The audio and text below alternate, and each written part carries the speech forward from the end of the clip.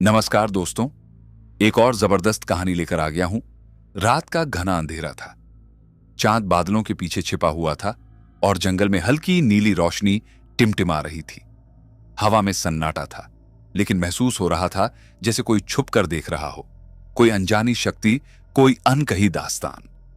एक पुराना वैम्पायर जिसकी लाल आंखों में सदियों का अंधकार था, और एक शक्तिशाली चुड़ैल जिसके जादू में अनंत रहस्य छिपे थे। उनका मिलन कभी नहीं होना चाहिए था, लेकिन नियति ने उन्हें एक दूसरे के सामने ला खड़ा किया। क्या अंधकार और जादू का यह संगम प्रेम में बदल सकता था, या फिर यह प्रेम दोनों के लिए एक अभिशाप साबित होगा? यह कहानी है एक ऐसे प्यार की जो हर नियम को तोड़कर आगे बढ़ा, लेकिन जिसकी कीमत शायद बहुत भारी थी।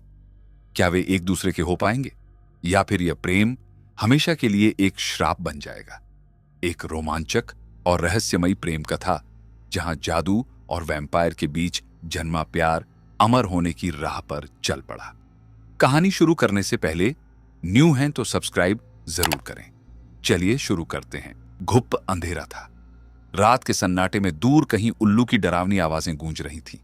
एक पुराना महल जो सदियों से वीरान पड़ा था, वहां कोई रहता था।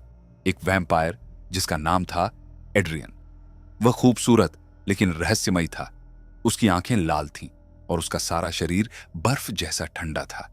वहीं दूसरी ओर एक जंगल के पास एक खंडहर में रूही नाम की चुड़ैल रहती थी। वह दिखने में एक सामान्य लड़की जैसी थी, लेकिन उसकी शक्तियां अपार थीं।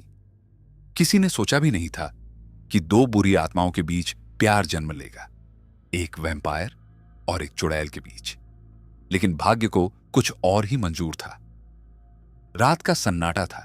आसमान में चंद्रमा आधा ढका हुआ था और काले बादल उसकी रोशनी को बार बार निगलने की कोशिश कर रहे थे। ठंडी हवा पेड़ों के बीच सरसराहट कर रही थी और हर दिशा में अंधेरा था। इस अंधेरे के बीच एक परछाई बड़ी तेजी से जंगल के बीच से गुजरी। उसकी चाल इंसानों जैसी नहीं थी। वह इतनी तेज थी कि एक पल में वह एक जगह और अगले ही पल दूसरी जगह पहुंच जाती थी। वह कोई साधारण इंसान नहीं था।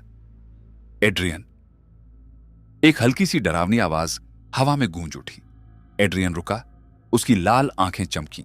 उसके नुकीले दांत हल्के से बाहर निकले। वह शिकारी था, एक वैम्पायर, लेकिन आज उसे ऐसा लग रहा था जैसे वह खुद किसी और की नजरों में शिकार बन गया हो। कौन है वहां?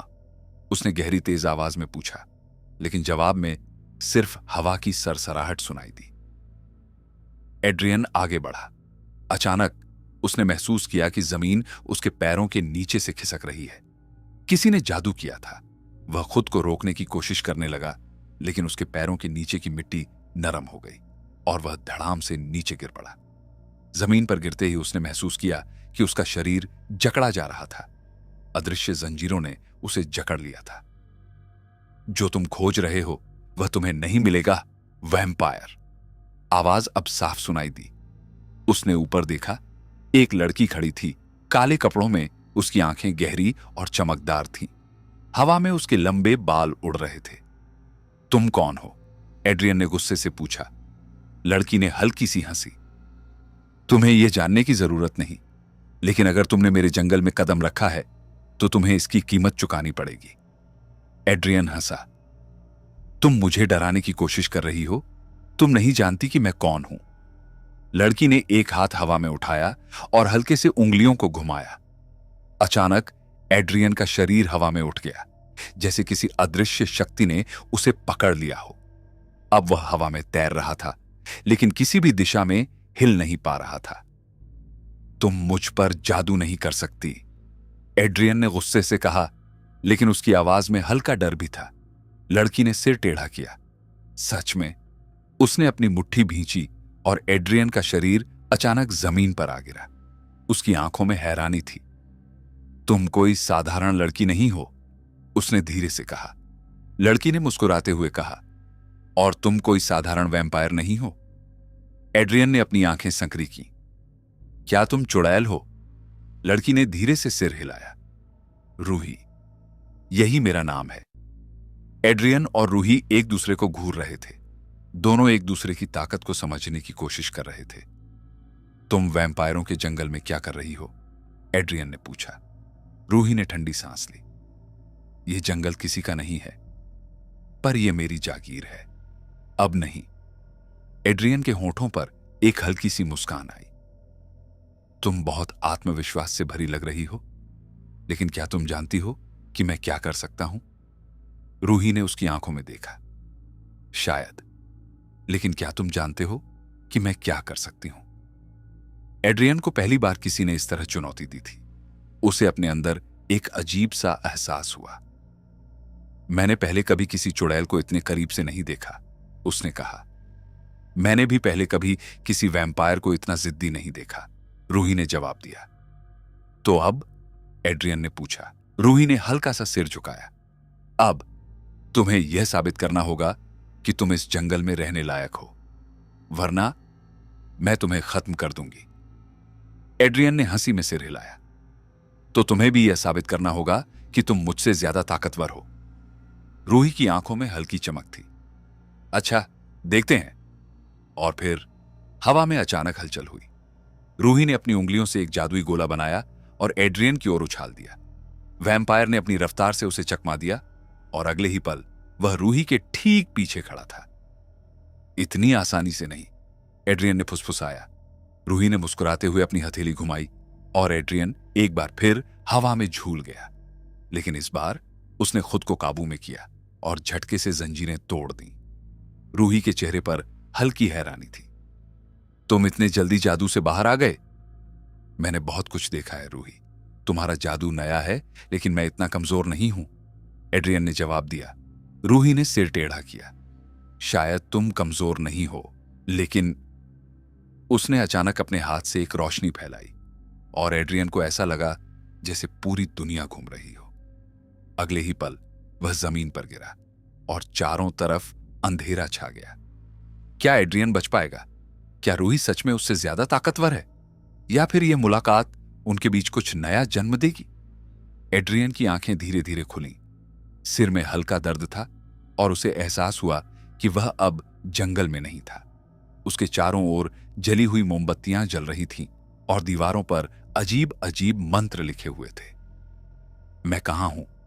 उसने उठने की कोशिश की, लेकिन जैसे ही उसने हिलना चाहा, उसके शरीर में अजीब सी कमजोरी महसूस हुई। तुम आखिरकार जाग गए। यह वही आवाज थी, रूही की। एड्रियन ने सामने देखा। रूही एक पुराने लकड़ी के सिंहासन पर बैठी थी। उसकी आंखों में वही रहस्यमय चमक थी। तुमने मुझ पर जादू कर दिया था? एड्रियन ने गुस्से से पूछा। रूही मुस्कुराई। जरूरी था। मैं देखना चाहती थी कि तुम कितने शक्तिशाली हो। एड्रियन को अपनी शक्ति लौटती महसूस हुई। उसने उठने की कोशिश की और इस बार वह सफल रहा।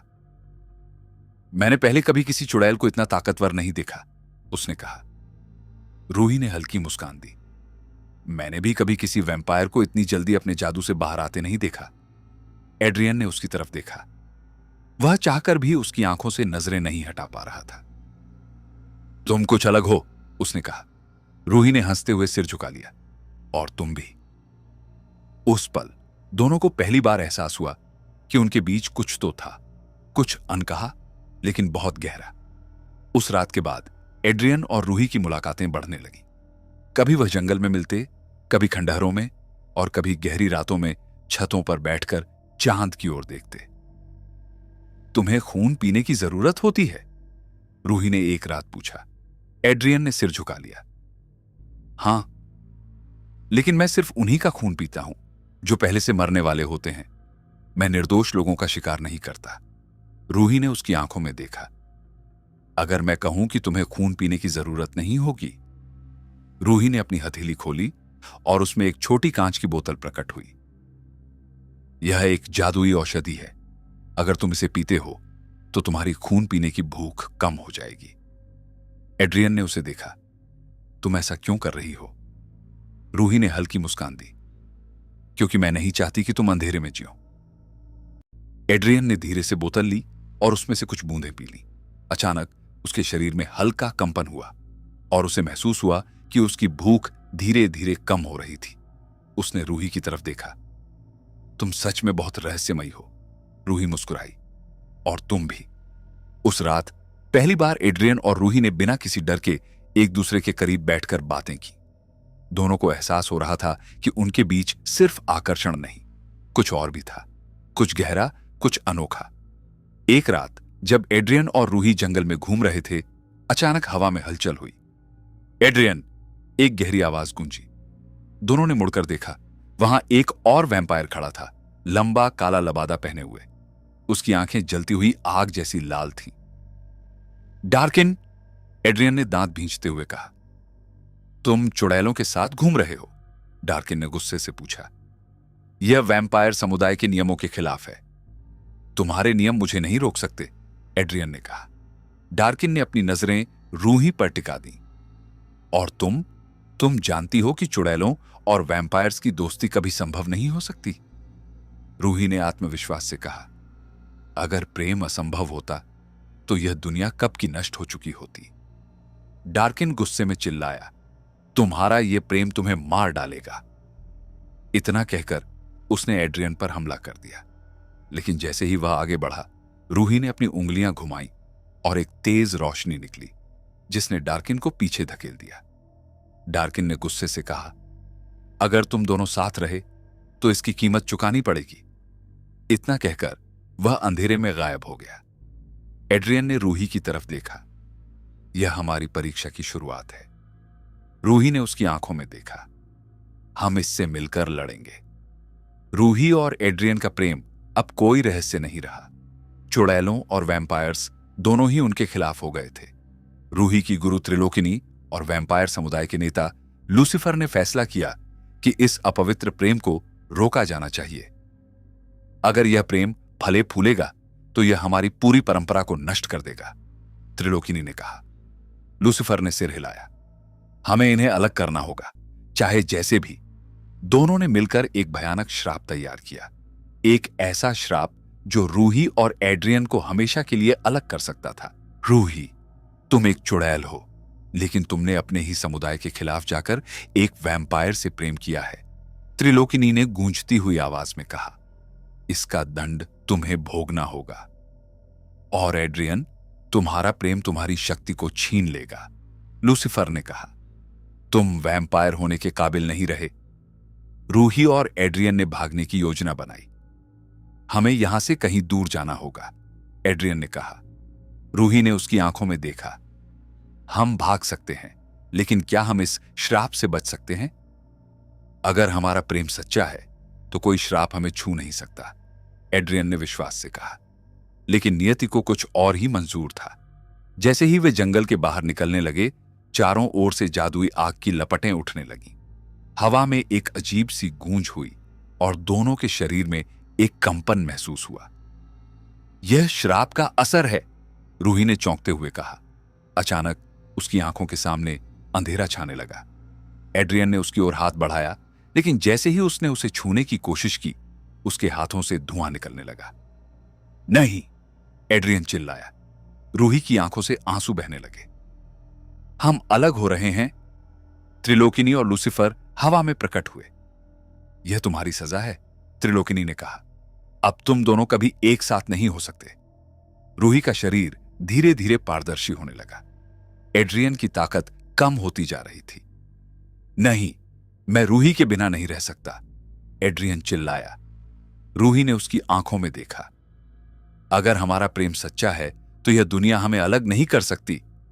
रूही ने एक आखिरी मंत्र पढ़ा। अगर प्रेम सच्चा हो तो वह किसी भी शक्ति से बड़ा होता है। अचानक एक जोरदार प्रकाश फैला। पूरा जंगल रोशनी में नहा गया। त्रिलोकिनी और लूसीफर पीछे हट गए। यह संभव नहीं, त्रिलोकिनी चिल्लाई। रूही और एड्रियन का शरीर प्रकाश में समा गया। वे हवा में उठने लगे और फिर एक जोरदार विस्फोट हुआ। जब धुआं छंटा तो वहां कोई नहीं था। रूही और एड्रियन गायब हो चुके थे। कहा जाता है कि उस रात के बाद चुड़ैलों और वैम्पायरों के बीच शांति स्थापित हो गई। और जब भी पूर्णिमा की रात आती है, जंगल में हल्की नीली रोशनी चमकती है। लोग कहते हैं कि वह रूही और एड्रियन की आत्मा है, जो कभी अलग नहीं हो सकती। कभी कभी हवा में एक नरम फुसफुसाहट सुनाई देती है। प्रेम अमर है, एक प्रेम जो मृत्यु से भी परे चला गया। दोस्तों, कहानी यहां कंप्लीट करता हूं। आपको कहानी पसंद आई तो लाइक, कमेंट और चैनल को सब्सक्राइब जरूर करें। मिलते हैं नेक्स्ट स्टोरी में। तब तक बाय, थैंक यू।